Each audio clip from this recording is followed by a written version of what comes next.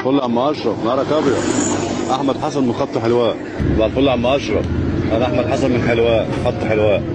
يا عم اشرف، احمد حسن من خط حلوان. انا يا استاذ اشرف، احمد حسن من خط حلوان. يا عم اشرف، انا في احمد حسن من خط حلوان. مساء الفل يا جماعه. لو انتم مستنيين ان انا اقطع في المنتخب واقطع بقى في اللعيبه واحد واحد واتكلم عن المنتخب ان هو وحش وسيء والكلام ده كله، ففي الفيديو من بدري. من اكتر الماتشات الممله اللي شفتها في حياتي، ماتش فعلا يثبت ان منتخب السنغال فرقه تقيله جدا، فرقه صعبه يعني، وده اللي انا اتكلمت عنه في الفيديو اللي فات. عندهم غلطات في النهايه يلعبوا المغرب، بس فرقه تقيله قوي يا جماعه. وعلى فكره المغرب كمان فرقه تقيله قوي، لعبوا ماتش حلو قوي مع نيجيريا. هي دي امكانياتنا يا جماعه، يعني هو ده اللي عندنا، هو ده اللي عندنا. والمنتخب كله مسنود باللعيبه المحليه. هتقول لي صلاح، لا صلاح يعني ما عملش الفرق اللي يخليك تحس ان انت عندك لعيب محترف بقاله اكتر من 12 13 سنه بيلعب في اوروبا. لا، ما صلاح ارقامه في الماتش ده يعني اقل من اقل لعيب محلي عندك في الدوري. يعني خليني اقول لك ارقام صلاح في الماتش ده: ما شاطش ولا كره على الجون، ما عملش ولا فرصه، ما صنعش ولا فرصه لزمايله، ما عملش ولا واحد على واحد صح، صفر مراوغات، خسر الكره 14 مره في الماتش. وكنت عايز اشكركم جدا جدا، لان في اخر شهر القناه جابت اكتر من 100,000 فيو. ده رقم كان كبير جدا بالنسبه لي، لان انا بدات القناه دي من اكتر من 3 شهور، وده رقم قليل يعتبر. فعايز اشكركم جدا جدا، لان انتوا السبب ان الفيديوهات دي كانت تتشاف، وبسبب ان انتوا بتعملوا لايك وبتعملوا سبسكرايب. فشكرا جدا ليكم، وان شاء الله اللي جاي يكون احسن. وده للاسف هيكون اخر فيديو عن سلسله مصر في كاس الامم. وشكرا جدا، ويلا نبدا. اكتر واحد كان متفائل ما كانش متخيل ان منتخب مصر هيوصل لنص نهائي البطوله دي بكميه الاسامي اللي موجوده في المنتخبات التانية، بان انت عارف ان الكره بتاعتك بدات تقل بشكل كبير قوي، بقله عدد المحترفين اللي معاك. انت كان معاك 3 محترفين بالظبط، ومش كلهم بيلعبوا في انديتهم. صلاح كان جاي وهو ما بيلعبش في ليفربول، مرموش ما بيلعبش في السيتي، وكمان مصطفى محمد ما بيلعبش في ناديه. وكان باين قوي ان احنا واحنا داخلين البطوله دي ان احنا مش هنوصل لمستوى عالي جدا يعني. فشكرا جدا، يعني عايشتونا حلم جميل. انا بالنسبه لي ان انا كنت اخسر من السنغال، بس ما اخسرش النهائي. ما كانش الواحد هيبقى مبسوط قوي لو خسر النهائي لثالث مره في اخر 10 سنين يعني. ليه خسرنا من السنغال بقى؟ ده السؤال المهم. انت اول مره تلعب منتخب في البطوله دي يكون هو اللي مذاكرك، مش انت اللي مذاكره بشكل كافي. بمعنى ايه الكلام ده يا عبد الله؟ يعني هو اللي عارف مفاتيح لعبك وقادر يقفل عليها اكتر من مره، وغير كده هو حجمك، هو ما خلاكش تعمل فرصه في الماتش. ما فيش غير شوطه واحده في الدقيقه 90. وعلى فكره هو ما راحش علينا كتير، بس الماتش نفسه كان ممل. انا اقصد ان هو قفل عليك كل حاجه، حتى الحاجات اللي انت كنت بتعملها هو كان بيكاونتر عليك وبيقدر يقفلها بسرعه. والله حتى الجون اللي دخل فينا، يعني الشناوي كان يقدر يروح عليها ويصدها بسهوله. اديها شكل حتى على الاقل يا اخي، يعني روح، يعني احترمني كمشاهد كواحد بيتفرج عليك وبيتفرج على المنتخب، احترمني، روح نط عليها، سيبها تدخل، ما عنديش مشكله اللي انت كنت تقدر تصدها، بس انت يعني اديها شكل، ما تروحش تجري ورا الكوره شبه العبيط كده. وعايز اقول لكم ان اي منتخب عبيط، اي فرقه عبيطه بتلعب الاهلي هتقرر تشوط على الشناوي من بره، والله العظيم هنلبس اجوان وهنتعبى، هنتعبى يا جدعان. ما اعرفش ليه الشناوي مكمل، ما اعرفش ليه الشناوي اصلا مستمر اساسي في الاهلي وفي المنتخب. ده لغز بالنسبه لي، ده لغز بالنسبه لي بقاله اكتر من سنتين، او بقاله اكتر من سنتين مثلا. فيعني الناس اللي اتفرجت على ماتش بورتو والاهلي في كاس العالم، فهي حرفيا كره طبق الاصل. هم كانوا بيعملوا كده، بس هم بورتو ما يلعبش قدامنا كوره، هو كان بيعمل كده بس، بيشوط على الشناوي من بره جول خلاص.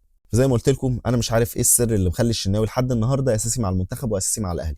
يا ريت نبطل ظلم وندي شوبير حقه، وانه يلعب، لان هو حارس كويس جدا يقدر يشيل المنتخب ويقدر يشيل الاهلي. ولما لعب فتره لما كان الشناوي مصاب قدر يشيل الاهلي وفوزنا افريقيا بسببه اساسا. ان شاء الله شوبير يكون حارس المنتخب في كاس العالم ان شاء الله، ونبطل ظلم شويه، لان فعلا شوبير يستحق يكون الحارس الاساسي للمنتخب والاهلي. طبيعي يغلط لما يلعب كتير، بس مش هيكون بالغلطات الفجه اللي بيعملها الشناوي. طيب نيجي لحسام حسن والطريقه اللي لعب بيها قدام السنغال، وهي نفس الطريقه اللي لعب بيها قدام كوت ديفوار. ليه ما نجحتش هنا ونجحت هنا؟ اول حاجه لان انا قلت لك ان انت لعبت فرقه مذاكراك بشكل مش طبيعي، عارفه مفاتيح لعبك، عارفه تقفل عليك، عارفه ان انت هتلعب على المرتدات، وكمان وقفوا لعيب زي ليبرو زي ما انت بتعمل كده. وغير كده الفوارق الفنيه كبيره قوي يا جماعه. احنا بعيد، احنا بعيد. فانا ما كنتش متخيل ان احنا نوصل لنص النهائي. كتر خير الدنيا قوي على اللي احنا عملناه، كتر خير الدنيا ان احنا ما تعبناش سكور في الماتش ده، لان هما ما وصلوش كتير، ودي كانت حاجه كويسه بصراحه. انما هيفضل ده شكلك، يعني هيفضل ده شكلك ان انت بتدافع بس. طب وكاس العالم يا كابتن؟ فانت عندك وقت ان انت تصلح لحد كاس العالم؟ عندك فرصه تشوف لعيبه تانية لحد كاس العالم؟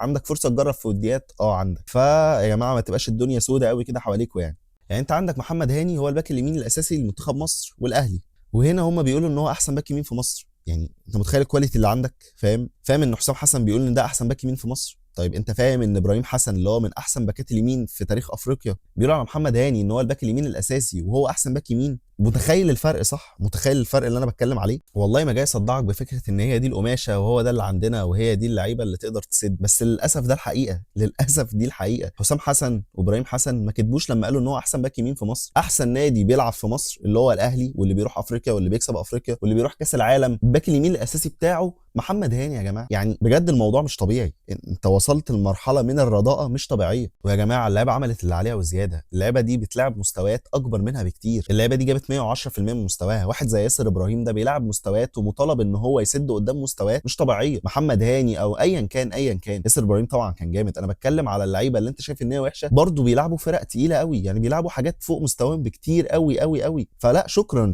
على اللي انتوا عملتوه، شكرا ان انتم ما بخلتوش باي جهد عندكم. انا ما كنتش ناوي اعمل الحلقه دي ولا طالع اتكلم، بس فعلا انا شفت كميه حاجات وشفت كميه بوستات بتنتقد المنتخب بشكل مش طبيعي. في لعيبه تستحق النقد زي صلاح مثلا وزي الشناوي، بس فعلا برضو نرجع نفكر فيها يا جماعه، الكواليتي عندنا بقت صعبه قوي. انت المحليين بتوعك زمان اللي كانوا بيكسبوا الفرق دي، يعني دول ما يجوش ربعهم، والله العظيم احسن محترف عندك ما يجيش ربع فيهم. لو اللعبه دي كانت مقصره او ما عملتش اللي عليها كان الكلام هيكون غير الكلام، بس فعلا هم جابوا اخرهم واكتر من اخرهم كمان. بجد في لحظات في الملعب اللعيبه كانت صعبانه عليا، لان فعلا هو انتوا جبتوا اخركم وانا شكرا، طالما انت جبت اخرك وعملت اللي عليك شكرا جدا. ومن فتره كبيره قوي انا اول مره احس بشغف ناحيه المنتخب، وان انا عايز اتفرج وعايز اشجع وازعل لو خسرنا او افرح قوي لو كسبنا.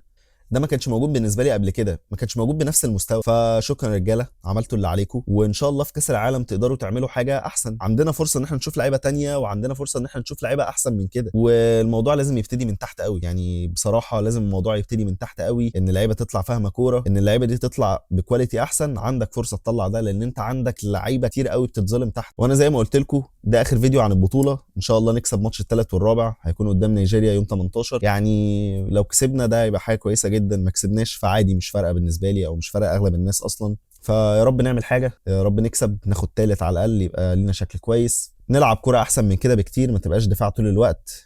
كسبنا خسرنا سكور، حتى الموضوع مش هيبقى فارق مع اغلب الناس والله. والسؤال اللي بيدور دلوقتي بين كل الناس، حسام حسن يكمل ولا حسام حسن يمشي؟ والله هو حقق التارجت، وصل نص نهائي البطوله، وده كانت حاجه يعني بعيده عن اقرب واحد متفائل زي ما قلت. فانا شايف ان حسام حسن يكمل، يطلع لعيبه احسن. لازم اتحاد الكره ينفذ كلامه عن حوار رؤيه 2038 ده، ويطلع لعيبه احسن للمنتخب تلعب معاه. ونشوف المحترفين مزدوج الجنسيه بقى اللي عندنا دول، في لعيبه زي هيثم حسن اللي احنا ما خلصناش فيه قبل البطوله من بدري، وفي لعيبه تانية كتير، لعيبه بتلعب في ليفربول وبتلعب في الدوري الالماني، لازم تروح تخلص معاهم ولازم تبني مشروعك بجد. فشايف ان حسام حسن يكمل او يمشي. انا بالنسبه لي حسام حسن لازم يكمل لكاس العالم، بس يراجع نفسه في حته القرارات الفنيه بانه يدافع كتير او يهاجم. يعني لازم يشوف حل في الموضوع ده، لان انت مش هينفع كورتك طول الوقت تبقى كده. ولازم تغير الحارس بتاعك يا حسام، لازم تخلي في حارس غير الشناوي، يعني ده رجاء من كل الناس يعني. وانا مستنيكم في الكومنتات، شايفين ان حسام حسن يكمل ولا حسام حسن يمشي؟ ايه رايكم في البطوله كمجمل؟ ايه رايكم في ماتش السنغال؟ شايفين ايه اللي لازم يحصل بعد كاس الامم، وازاي نحضر نفسنا لكاس العالم؟ كل ده انا مستنيكم في الكومنتات، مستني رايكم، وانا هرد عليكم كلكم وهتناقش معاكم. لو وصلت لحد اللحظه دي فانت حبيبي، ولو وصلت لحد اللحظه دي برضو ما تنساش تقول لي في الكومنتات انك وصلت لحد اللحظه دي بالدقيقه دي. وشكرا جدا على الشهر اللي فات ده، ان انتوا كنتوا بتتفاعلوا مع الفيديوهات وبتشوفوها وبتعملوا كومنتات وبتتكلموا معايا في الكومنتات. شكرا جدا ليكم بجد. وخلاص التوقف ده هينتهي، وهنرجع نتكلم عن الاهلي وعن الزمالك وعن بيراميدز وعن الدوري الانجليزي كمان وعن الدوري الاسباني وريال مدريد وبرشلونه. فان شاء الله اللي جاي هيكون احسن وهيكون اقوى. ما تنساش تعمل لايك، تعمل سبسكرايب، وتابعونا على تيك توك بننزل محتوى هناك، وعلى فيسبوك وعلى انستجرام كمان. وكان معاكم عبد الله القاضي، ودي قناه في ال 18. سلام.